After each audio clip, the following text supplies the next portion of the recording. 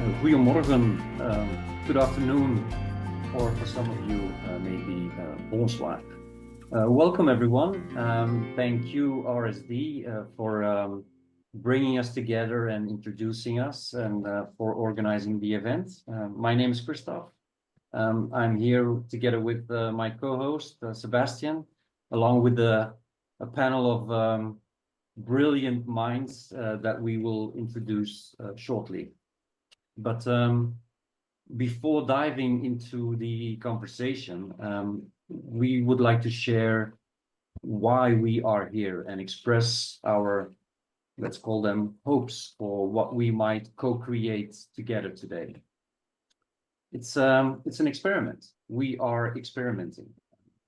We seek to reimagine the traditional panel discussion, not simply as a one-way exchange, but as an evolving dialogue. Today, we aim to engage in iterative cycles of exploration and co-construction, inviting each and every one of you to participate. So what we offer is an invitation to live a question, to gently soften the hard edges of life through playful, fluid inquiries. Rather than providing fixed answers, we would like to create space for active discovery, inviting you to get, and ourselves, of course, to get moving, to act, and to explore beyond our personal knowing. We imagine weaving narratives together, seeking the kind of collective insight that, as Muriel Rukeyser has beautifully put it, reminds us that the universe is made of stories, not of atoms. So in the next hour, we will speak, but we will also listen deeply. We will reflect and pause. I would like to invite you now to take a few deliberate breaths, arrive fully, try to connect with yourself and tune in to this moment.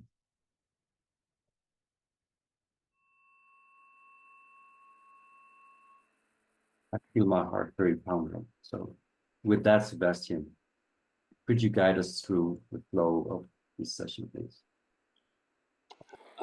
As you can see, we will start off with a question which has been elaborated with today's panelists in individual interviews and formulated as a proposition, as a framing by Christophe and myself. This question will be spoken to from the panelists individually first and then reflected by you, the audience. You see the riff and the reflect, so you see a deframing and a reflection here on screen. The panelists will then co-reflect and ideally formulate a question again together in departing. Lastly, however not less importantly, you, the audience, are invited to share your parting question with us, a reformulation or also a parting thought and or emotion. In between, we will also just sit in silence and listen to silence. Then again, we obviously want you to engage and we invite you to show yourself as much as you can. Use the camera if you have one.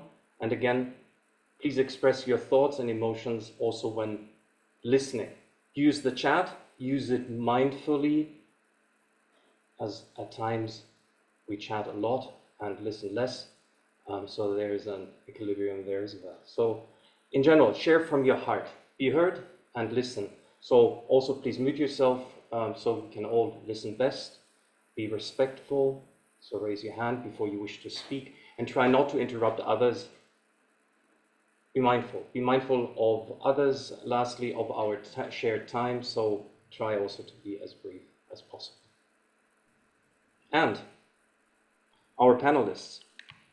We're very happy to have a wonderful group of panelists here today, and I will start in a reversed alphabetical order by first name. First, Gillian. Gillian is the founder and CEO of Resilience Capital Ventures, and as Forbes recently described her role, Gillian is blending practices from finance, sustainable development, and academia in her approach to economic development. Thank you for being with us, Gillian. Elise, who recently got appointed professor in research for social impact storytelling at the Amsterdam University of Applied Sciences. Elise has no less of a mission to foster empathy and understanding with all planetary entities by offering visual and story-based experiences. We're very happy to have you with us here today, Elise. And Donnie, a strategic advisor to the Post-Growth Institute, who is passionate about creating a post-capitalist, full-circle economy that prioritizes sustainability, ecological limits, and social well-being. Donnie is advocating for purpose-driven businesses and is also a practitioner of embodied leadership. It's great to have you on the panel, Donnie. Thank you. And you might be wondering, what is the question? How can we design mergers and acquisition processes that create the conditions for transformative actions to emerge, fostering sustainable growth and deep relational value? How can we design mergers and acquisition processes that create the conditions for transformative actions to emerge, fostering sustainable growth and deep relational value? Thank you for joining us in this panel, and to the organizers, Sebastian and Christophe, for their spirit of experimentation with an important topic. I'm actually not going to speak that much about mergers and acquisitions, but I am going to use mergers and acquisitions as a process of sense-making, so that we have, from my contribution, 7 minutes, and then in the question and answers, time to think about how do we make sense of the global financial and investment landscape? And more importantly, what do we do with the various sense-making approaches and outcomes that we arrive at? As you will have seen if you follow me on LinkedIn, I've started this discussion well before the panel today. And in a sense, I've started this discussion for 40 years. And I'm happy to talk about that in the question and answers. When Christophe and Sebastian approached me to be part of this panel, I asked them about their intentions, because I'm very clear that if at Resilience Capital Ventures, which is a capital advisory practice in Washington, D.C., where we have 3 main areas of activity, if we're not actually doing transactions and we're doing advocacy, then it means that we must be very clear about what our intentions are for that advocacy. Gillian, and our... One second. Apologies. Jorge, I believe you need to switch slides.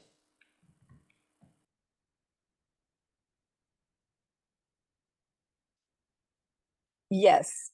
And so if we're not doing transactions and involved in working closely with our clients who are funds, sovereigns, and so on, and we're doing advocacy, then it's really important that we're very clear about what the intention and outcome of that advocacy is.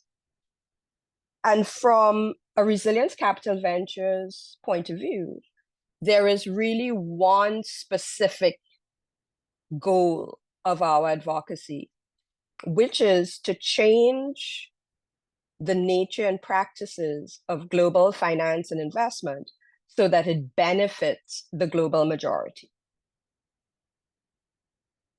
I'm assuming that everyone on this panel and in this meeting are familiar with the notion of a global majority that is not the 1% in terms of income and wealth, the global majority that is growing and has a demographic dividend.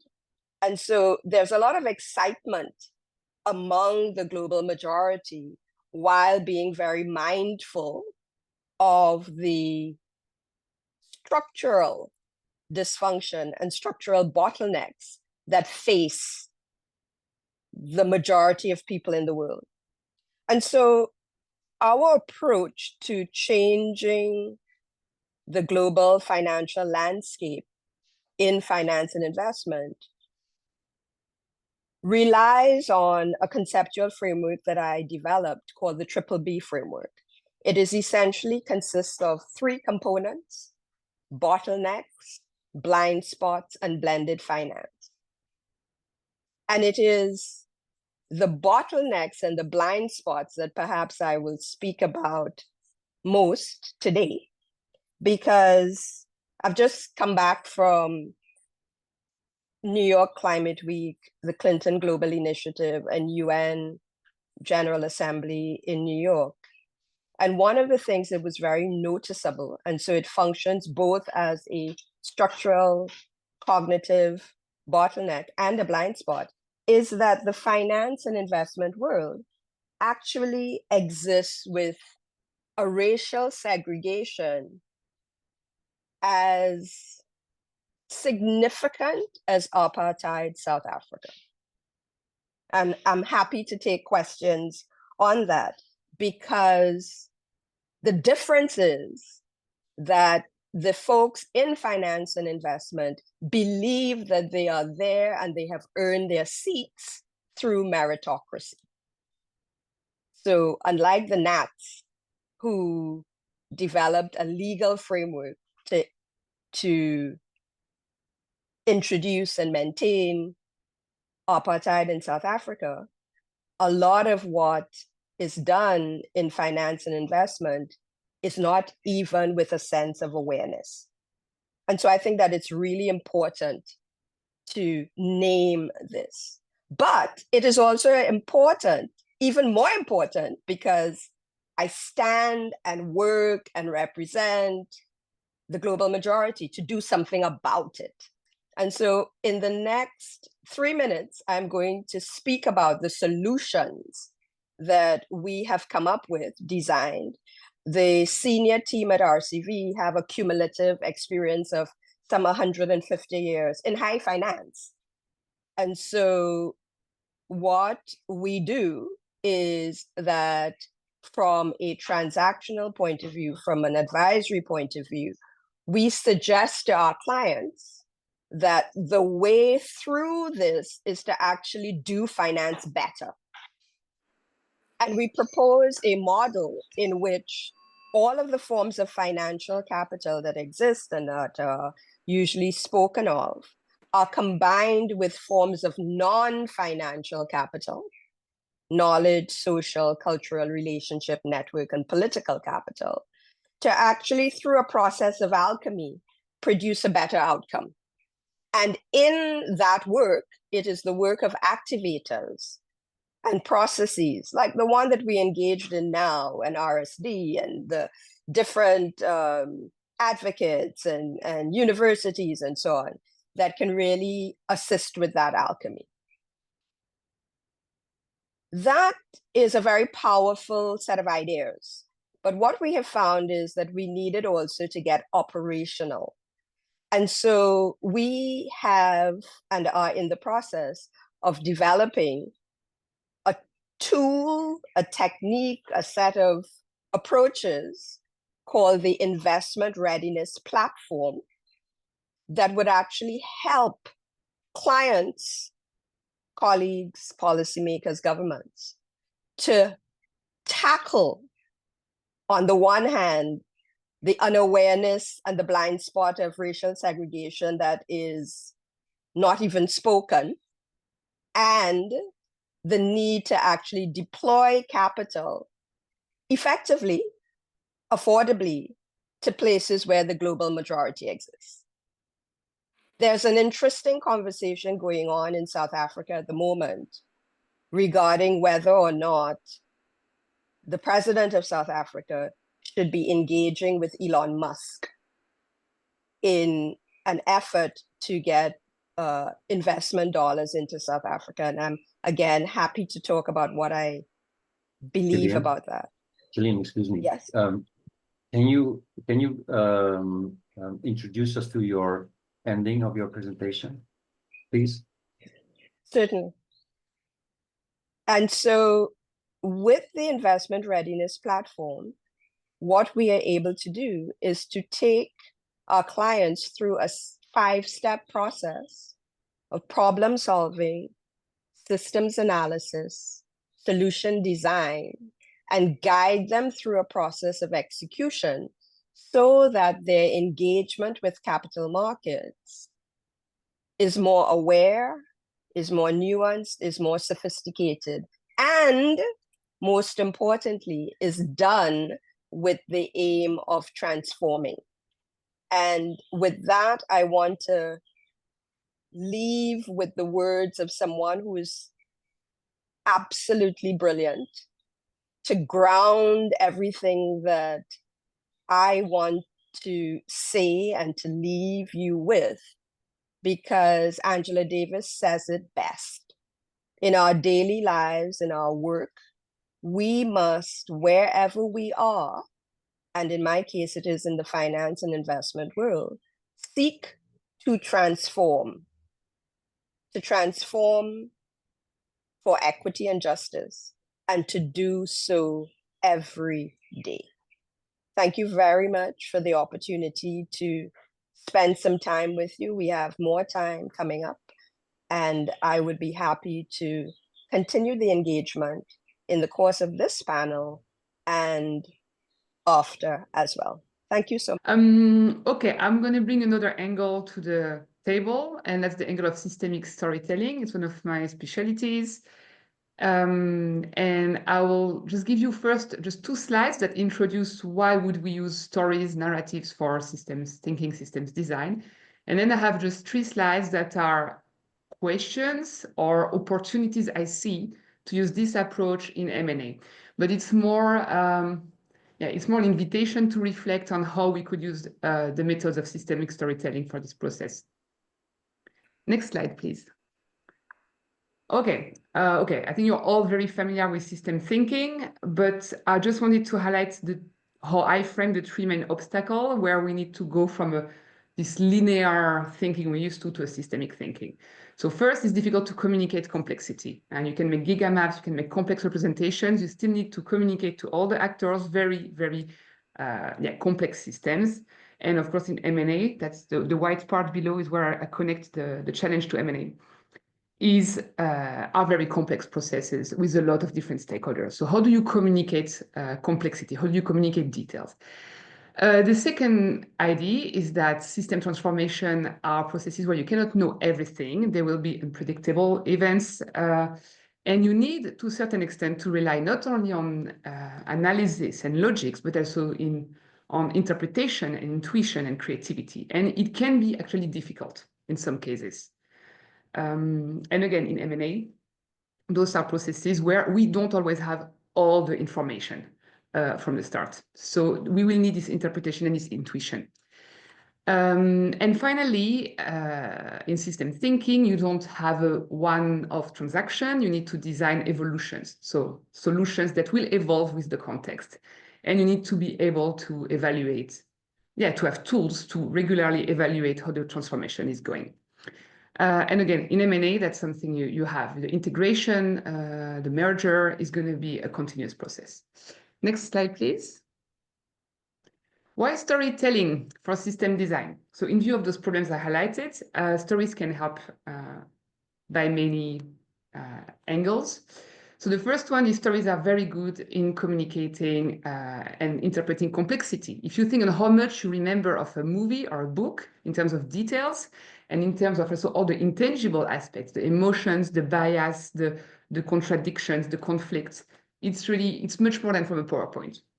So this is the first. The second one is we all know stories are very good in unlocking creativity and imagination. It helps people think differently and get new ideas.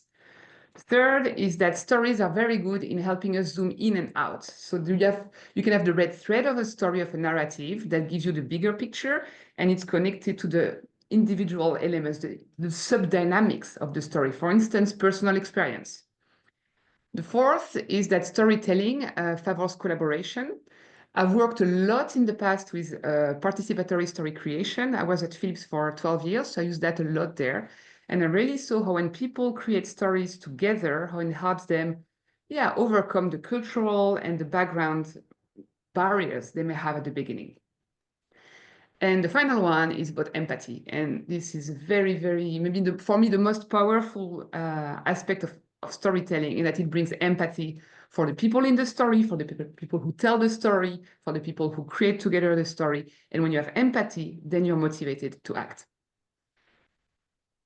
Okay, next slide, please. Okay, so the three next slides are questions. There are methods actually that enable those things I'm going to present. I don't have the time to go in detail on the method, but maybe we can talk about it after or offline. The first one is, okay, can we use storytelling to overcome cultural misalignment in M&A? So cultural misalignment is a big problem, and actually not only in M&A, but in a lot of other contexts. I've seen it in corporate, I've seen it in university, etc. So there's a very practical story creation tool that exists, and that's about personal transformation story creation. So the idea is, if you're an organization and you undergo a transformation, you have a strategy, you have a vision, and then generally what's done is you make a little narrative around this vision and you dump it on your employees and you hope, they're going to go for it. So hopefully they're receptive, but still, what does it mean for them? So an idea there is to go bottom up and to have the employees write their own story of change. So what does it mean for me as an employee to transform alongside this vision, alongside this bigger narrative? So this is something that works very well to empower people and to create a sense of community while preserving diversity, because everybody is enabled to create their own story of change. So this is one idea. The second one is on the next slide, please. Yeah. Okay, so how can we use storytelling to prevent overestimation of synergies? So, of course, it's good to be optimistic, and there's a strategy, and there are outcomes that are predicted, but a lot of things can go wrong in complex systems. And this is what stories, as I see it, are very good. We don't want to stay only in the happy-go-lucky flow where we have a pretty vision, but you want to talk about the struggles and the risk and the fears and everything that could go wrong. And that's not always easy. And that's something you can do with your stakeholders to co-create stories. So that can be as simple as scenario creation, future scenario creation. But this really helps open safely the debate. And you can even, if you feel there are even elephants in the room, you can start using metaphors, for instance. Sometimes metaphors help people talking about things that they don't want to talk about. Okay, and the next slide, which is also my last. Yes, this is really a topic that's very close to my heart. It's can we use stories to talk about impact, about value that extends beyond financial. And that can be social value or environmental value. So I work a lot with more than human story creation. So what happens when people create stories about entities that are not human? So it can be a plant or a river or a forest or a fish, what you want. And how I've really studied how it helps people making that step towards the more than human. And it doesn't mean we totally understand how a tree feels, of course. We will maybe never understand that, I don't know. But this step is really eye-opening for people, and this step brings understanding. Understanding is the first step to action. So there's a whole set of tools that exist there where we have people, stakeholders, building stories from other perspectives. And it can be social groups, for instance, that have been excluded, or it can be, as I say, non-human entities. And how can that bring more understanding for those entities, and how can that start to bring the voice of those unheard people at the table? I don't say that's the whole solution, but this is really an important step in this inclusion. Mergers lands in my body in a way that feels, okay, so there's some curiosity there for me. I don't feel so much nervousness. But acquisitions, it feels to me really uncomfortable, this word acquisitions. And for me, that makes sense in terms of the history of imperialism, white settler colonialism, the erasure, the genocide that has often been associated with notions of acquisition. doctrine of discovery, these pieces where the idea of acquiring was a so-called political, religious, social right, an economic right, a natural birthright. And I suspect that in the DNA of many in the world, there resides that historical legacy, that understanding, that sensing that acquisition has violence often associated with it. So what I want to explore today, by way of telling a story, is alternative ways to move beyond the transactional, beyond the violent, when it comes to acquisitions in particular, and to think of ways where mergers can be centered as ways of unlearning, of exploration with each other, as ways to co-evolve, and to an extent, to what Dr. Talgorn said, co-regulate, where there can be a sensitivity to the challenges that people might feel. If I'm working at a company, for example, and I hear that there's going to be an acquisition or a merger, what happens in my body in that moment, and how am I supported? And Dr. Talgorn mentioned some of the ways that that's possible. And what happens if we even move back a little before that? How are people actually able to be empowered to be making the decisions about who they merge with or who they're acquired by if they're working in a corporate setting, for example? And so I'll touch on that a little as well. But to this story, 14 years ago, I invited 9 other people to merge their ideologies, their perspectives into some kind of what became an institute, the Post-Growth Institute. And these 9 other folks joined me on a Skype call. And back in 2010, Skype wasn't quite what it is now. And so the video feed dropped immediately. So there I was with people I hadn't met before in person. They hadn't met each other. And we're all typing away on our computer, having a conversation in the chat, which immediately changed the power dynamics as well, interestingly. And I asked these folks, having just shared a little 2-pager to invite them into the conversation, I said, what would you do first if you were looking to create something that's looking at alternatives beyond capitalism, et cetera? And they said, well, we'd look at what we're going to call ourselves, what we're trying to achieve, et cetera. And I said, that sounds familiar and understandable. And I'm wondering if you'd go on a different journey with me. Do you trust me enough to go on a different journey? And they said they did. And so for the first month, all we did in this merger experience was ask each other questions. We came up with an 8-page list of questions that we all contributed to, which was, what do we want to know about each other?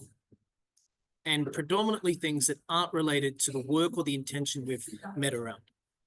So we created this list, we read it, we answered the questions, then we read each other's answers, and then we came back a month later having not once talked about economic growth, technology, none of the issues.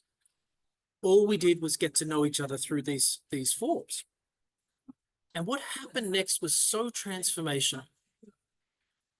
It felt like family was coming together. The richness that had been revealed in this process of merging of individuals, where we were just touching the surface in terms of what beauty and richness people were bringing in, meant that the trust levels skyrocketed, so much so that we wrote our founding documents in a couple of hours that have been retained ever since then. And we recognized just how much we were starting with.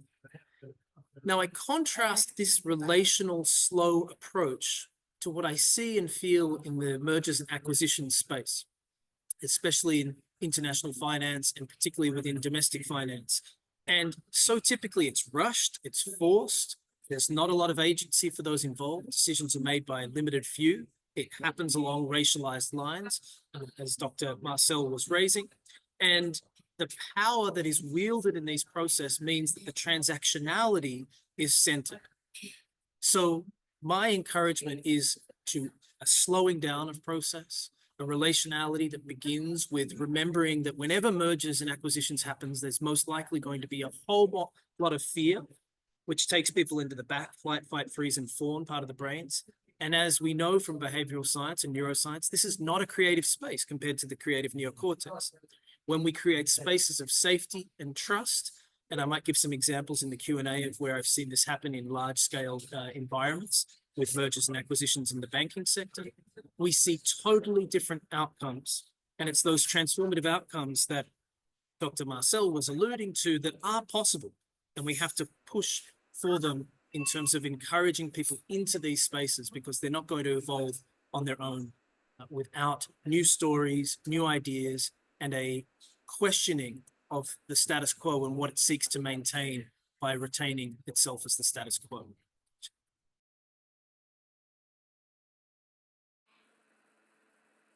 Thank you, Donnie.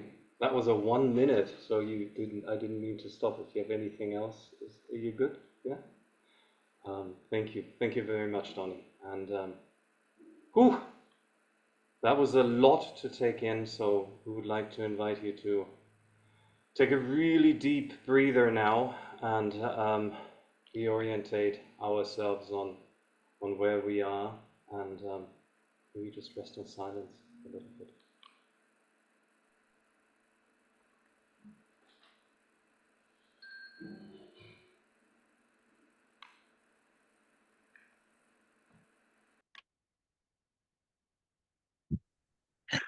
I'm happy to offer something. I would love to. Thank you. Something that is on my mind now as I sit here allowing my brain to process, and I'll put a little line in the chat. Nothing final, but just what's on my mind. It's sticking me the idea of speed and fear as detractors to outcomes that are ideally founded in trust, mutuality, and stability for the long term.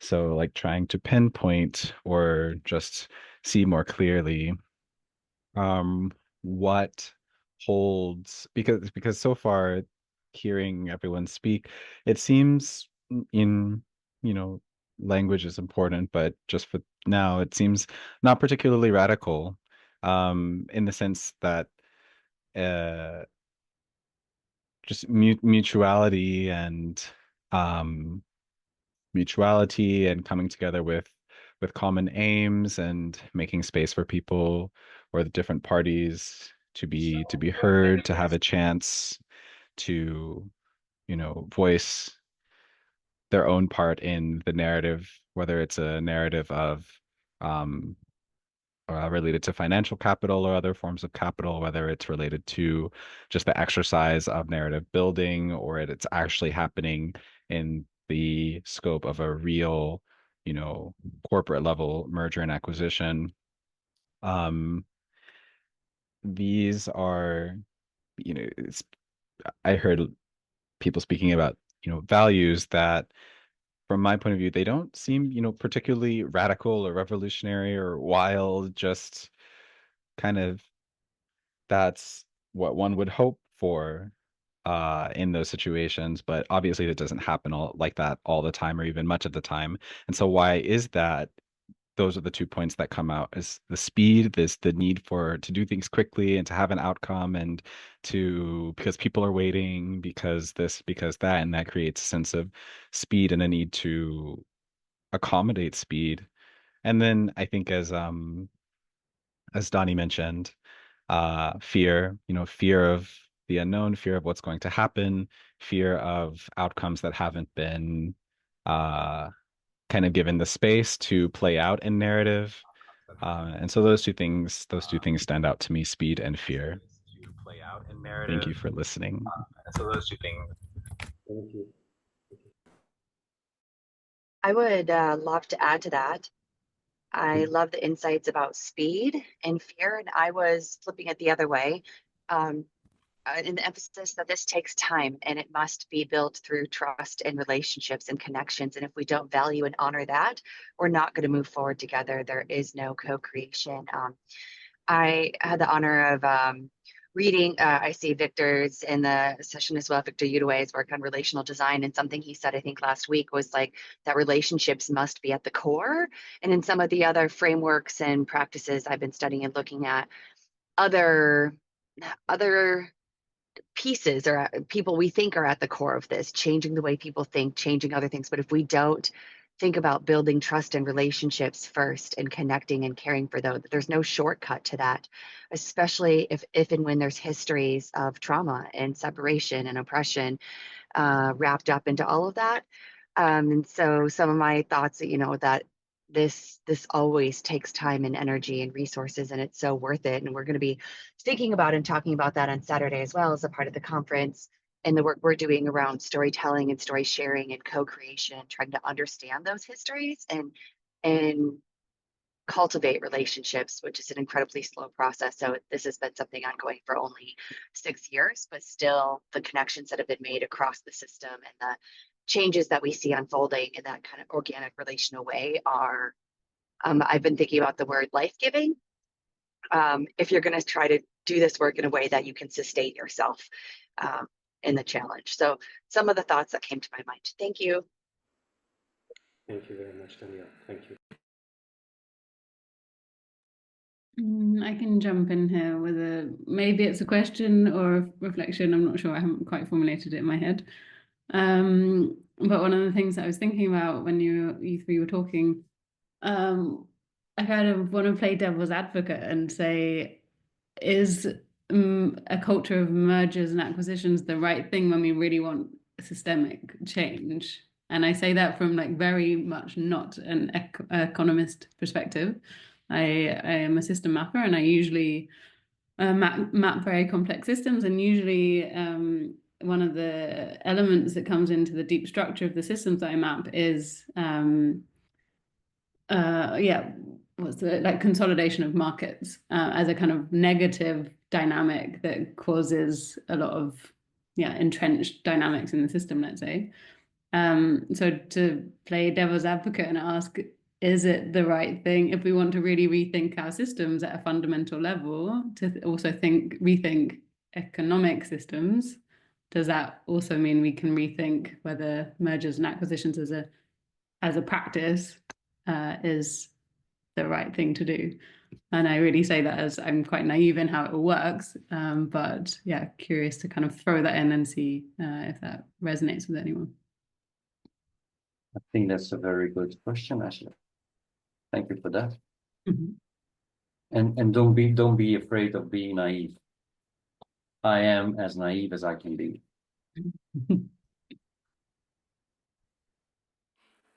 Adler, you shared 2 questions on the chat. Maybe you want to open up the microphone and share it with us here.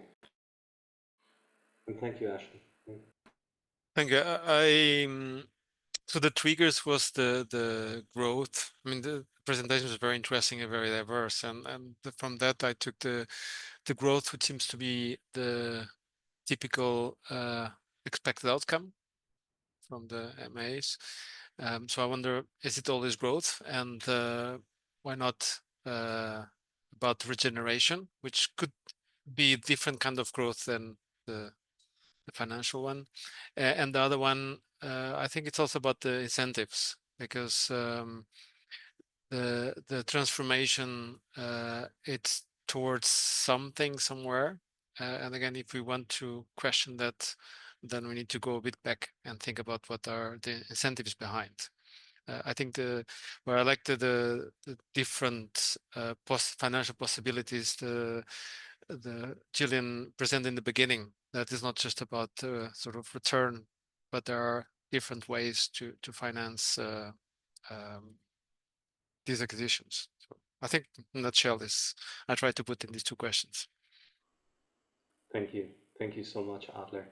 And there's actually a comment from Victor on the chat, and maybe we can close this round of reflections with that, where he actually is asking us to talk a little bit more about time from his experience.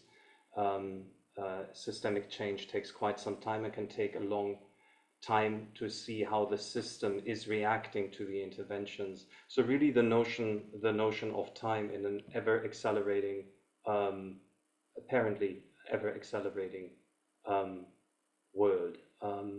Christophe, I leave it to your sensibility to see how much of time we need. We have about 12 minutes left to the hour. So how much you seek as a pause. Thank you for your reflections, everyone. Gillian, please, would you like to respond to what you've heard? Yes, and let me thank everyone who has made the time to be on the call and to reflect. So what I wanted to to do, and I hope that Jorge can help me with this, is that I very much liked the encouragement to tell stories. And at the same time, I hope that everyone on this call is familiar with the African proverb that when a lion or a hunter tells a story, it is always one of triumph. And so the prey of lions often do not get to tell their stories. And it is with that in mind that I want to shift again to say that we are speaking about mergers and acquisitions where the structure of global finance, which is, any estimate is about $185 trillion, is the size of the global capital markets. And in New York, I was sitting around tables with folks who were talking about how do we mobilize climate finance at a scale of $2 trillion per annum, where no one around the table was in any way moved or disturbed by that quantum. And yet, there are countries in the Caribbean with a total GDP of $1 billion. Grenada, that was just destroyed by Hurricane Beryl, has a total GDP of $1 billion. And so one of the resources that we are going to share is to put the scale of the global M&A market and the scale of global finance in the context of which places are we actually talking about. And the other point is just to say that even without that scale relative to the size of countries, global remittances are already several times that of overseas development aid. Because if we do not have that in mind, what we're doing is we're talking about a context in which nuance, structure, and size is not taken into account. And that means that the hunters are still telling the stories. Thank you. Anybody else from the panel? Yeah, I'll react to that directly. I love what you said, Gillian, and I just typed it in the chat. There is this very short essay. It's called The Career Back Theory of Fiction by Ursula Le Guin. I don't know if you know it. You really should all read it. It's like a 7-8 pages thing. So it's very funny. It's very well written. So Le Guin is a very famous sci-fi writer, but she writes about all kind of complex political, economical, social systems. And when she says that is exactly what Gillian said. Yeah, the story of the hunter, the story of victory. But she says that there are all kind of different stories that are more about, she calls it gatherer. And it's true that especially in the Western world, we're so hammered with those very, growth heroes, the hero journey that's found in 80% of the movies and the books we read or rewatch. It's about a guy generally who has a call to action and goes to fight and has victory and there's all kind of very big battles. And it's very individualistic. It's very centered on one growing person. And there are all kind of other stories that are more collective stories, where there are multiple actors, where those actors, they do their best, but they don't per se transform magically. And that are so much more inclusive. So I would really recommend you to read this book, and also to be aware next time you read a book or you watch a movie or you hear any story, to see, okay, who is the hero and where is this hero going? And do we already need to transform and become at this grand destiny? Could we be more humble? Actually, I think it's really about going back to humbleness. I'd love to pick up on that and say an invitation to those of you here or watching this recording who are like me in a white male body. If you are involved in processes of mergers and acquisitions, how can you actively center others' perspectives and decenter your own. Mhm.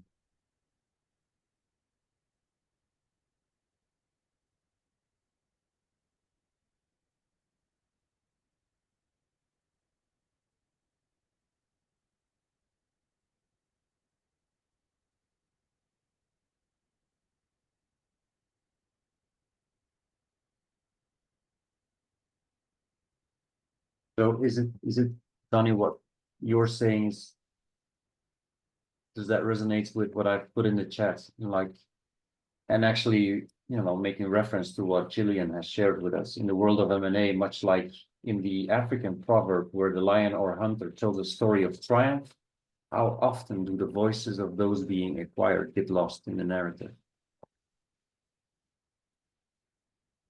I think it's even more, maybe, yeah. I'm not a specialist in M&A, but I think it's more than the voices of those being acquired. It's also the voices of, yeah, all the actors in the surrounding ecosystem, human and non-human.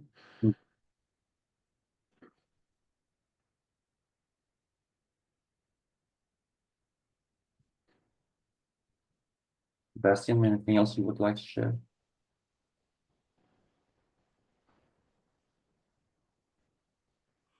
I'm actually just trying to frame the proposition moving out, and I'm going to share that in a second. So it's just a proposition again. Thank you.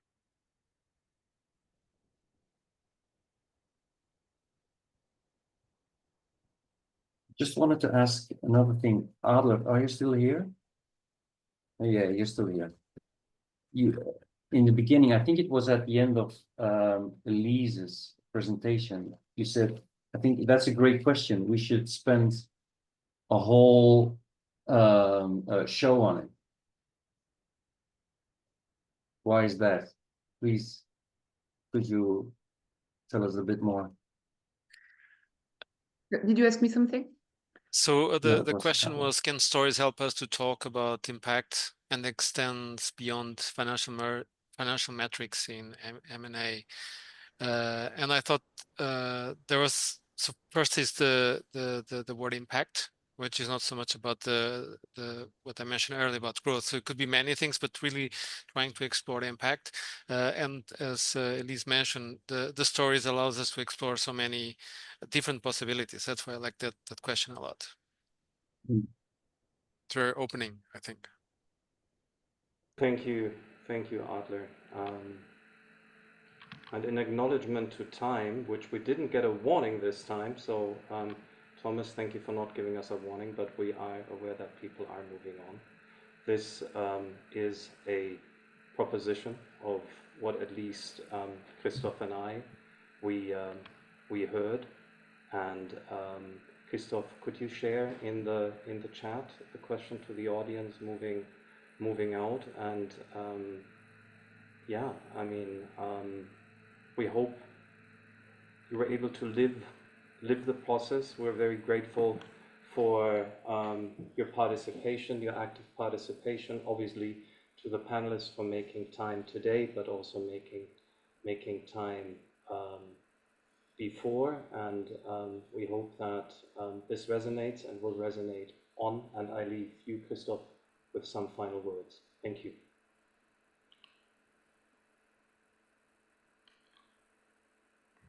Thank you very much, Sebastian. Final words. Well, during the whole event, I was, and actually the whole day, because I've attended another session earlier today, and very central, no matter what the topic actually is, and no matter what the problem or the challenge is.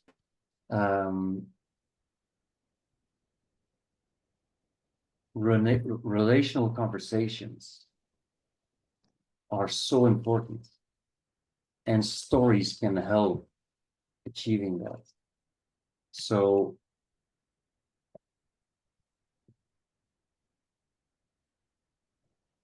I would say we should make more stories, and please let us share more stories. open up to stories, open up to one another, and really try to learn from one another. It's about deepening our relationships with all of us. So that would be my my final words before departing. Leave your question. So thank you all for being with us, sharing your thoughts. Sometimes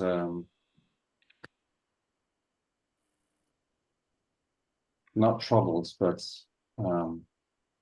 what's the English word again? I lost it. Damn it. Uncertainty. That's it. So thank you very much. Hope to see you in another session or somewhere else on this planet, on this globe. And saying goodbye to you all. Thank you very much. Thank you, panel. Absolutely. Obviously, who wants to stay on, thank you, Christophe, stay on for a little debrief or even Q&A. I don't know if Dr. Gillian, Dr. Talgorn, and Dr. MacLuran are still available afterwards, maybe for another 5 to 10 minutes.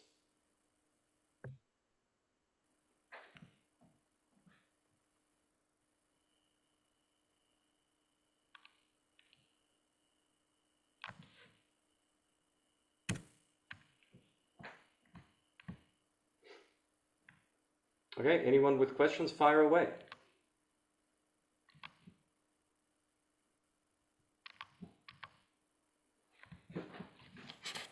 Mine is not a question, it's a comment, and let me start by thanking you, Sebastian and Christophe, for being open. And my comment is, and it picks up on the whole issue of trust and time and so on. As an innovation scholar, one of the things that I know is that doing things differently actually can be quite challenging,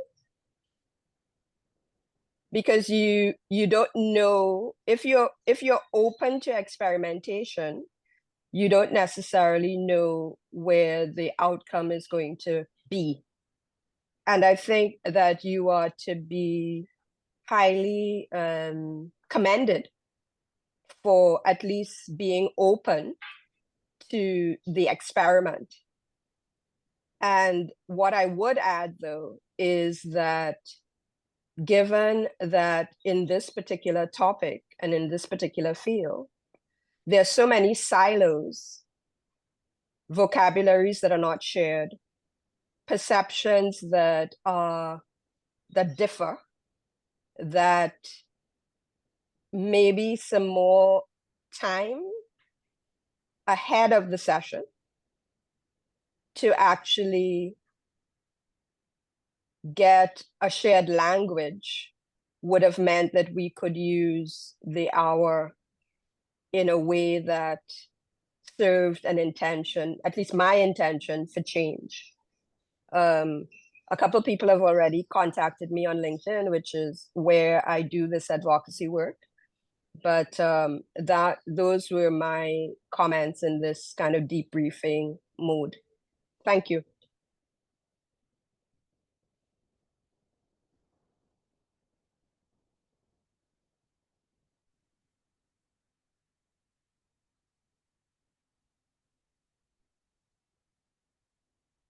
Yeah, from Adler? Adler has a hand up.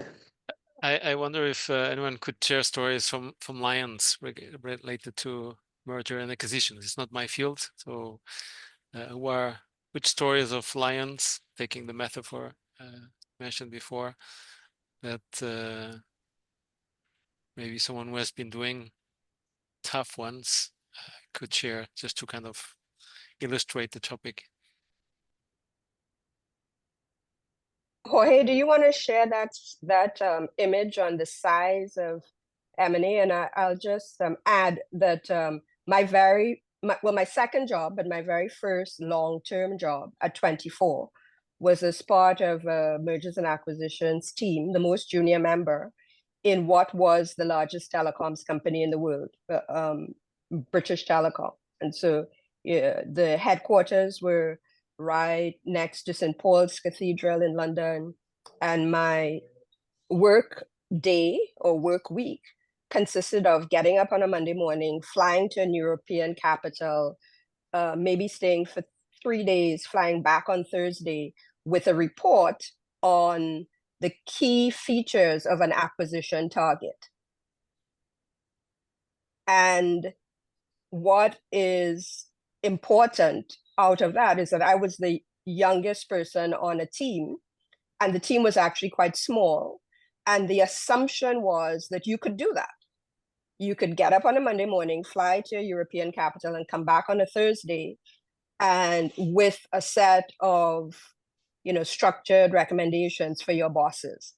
And to do that, it required me to have done a bunch of studying before, but it also requires a particular kind of mindset, personality.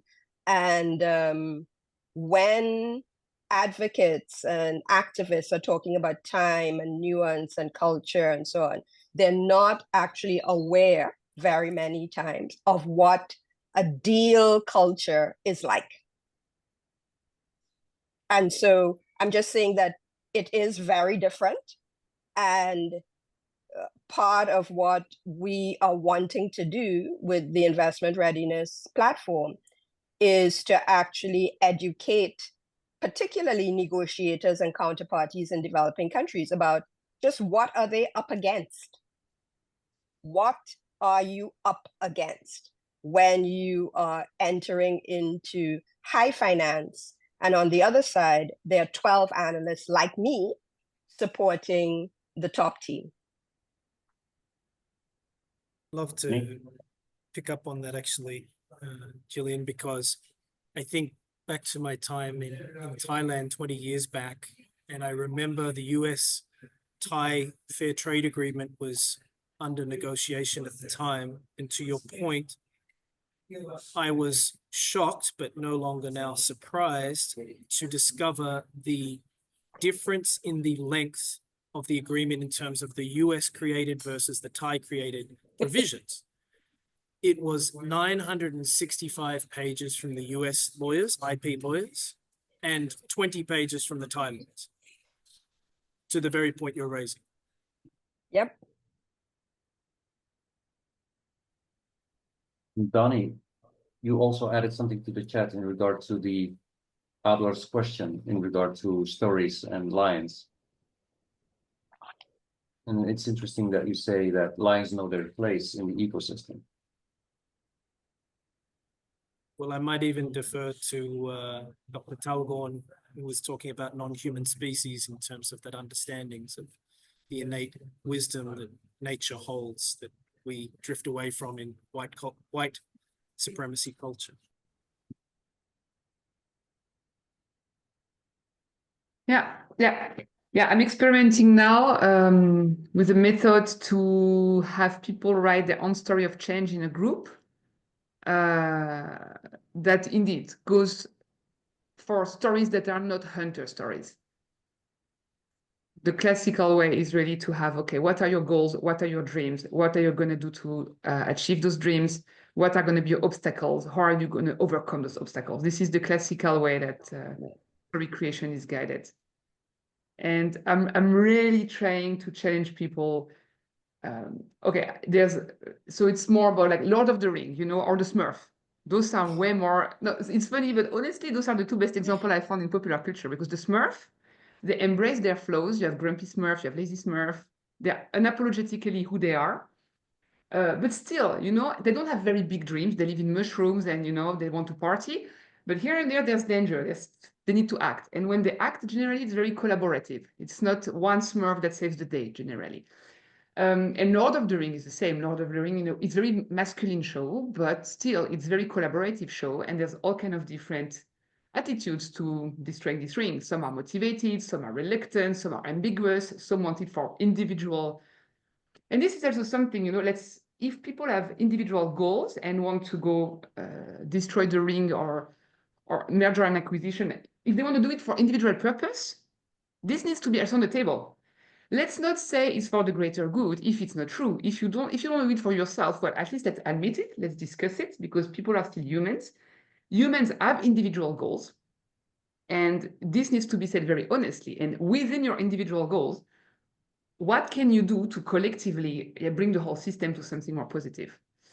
And so this is something I'm working on. And just more one step back to comment also on what you said about this session. I found the session very, very nice, very intense. Lot of ideas, lots of emotions. I'm really happy. Sure, we could have prepared before and be a bit more aligned, but here we had this spontaneous intensity, which is also nice. So it's a choice. But I also really would like to look further with you on how to integrate, for instance, story creation tools within, for instance, Gillian, within your toolbox. I don't know if it's relevant for you, but also in the last steps where you say about designing transformation, I don't remember exactly how you say it, but yeah, I would be really also happy to take more time to discuss. And also with you, Donnie, if you think that can be useful, how we could, join forces.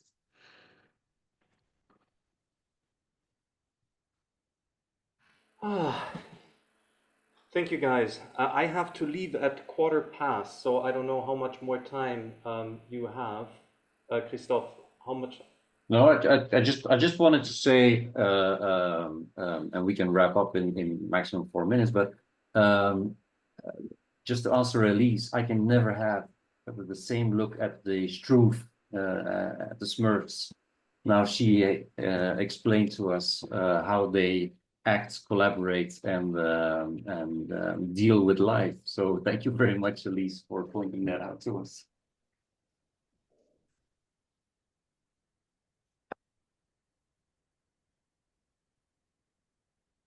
And you were also right. There are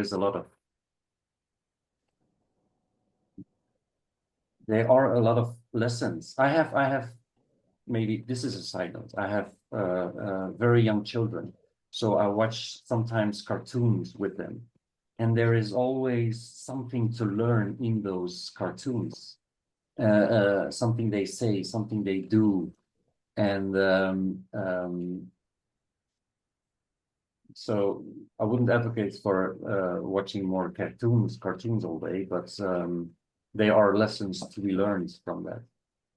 And thank you, Elise, for pointing that out and using that in your work.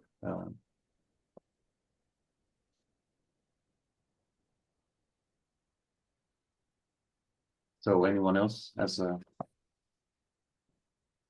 to close our conversation? We'll have a few. I would be, for instance, Jorge. Do you have reflections? We have Rosanna. We have Christine. Jorge, I know you're a student, at least from your email. Do you have any resonance to what you've heard?